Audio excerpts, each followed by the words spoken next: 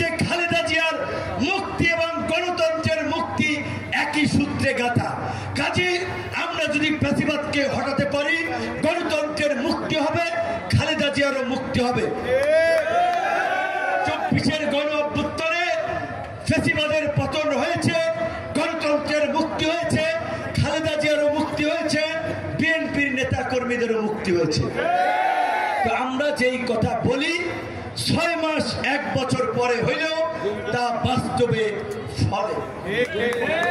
আজকে একটা কথা বলতে চাই, একদিকে আমরা আগামী ফেব্রুয়ারিতে নির্বাচনের জন্য রাজনৈতিক দলগুলো মাঠে নির্বাচনী গণসংযোগে নেমে পড়েছি।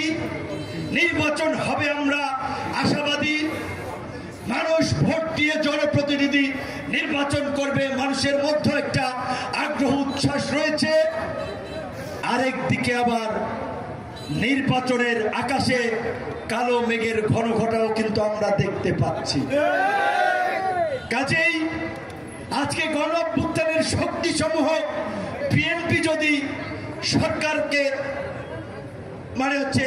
দুর্বল করে, জামাত যদি সরকারকে দুর্বল করে, আমরা যদি সবাই মিলে সরকারের একেবারে নগ্ন সমালোচনা না করে সরকারকে নাস্তানাবুদ করি, তাহলে সামনে কিন্তু শনির দশা সবার জন্য অপেক্ষা করে। কিন্তু আব্দুর রহিম নামের একটি বালক হারানো গিয়েছে। তার জনাব শহীদুল ইসলাম ভাইকে আমরা একটি ঘোষণা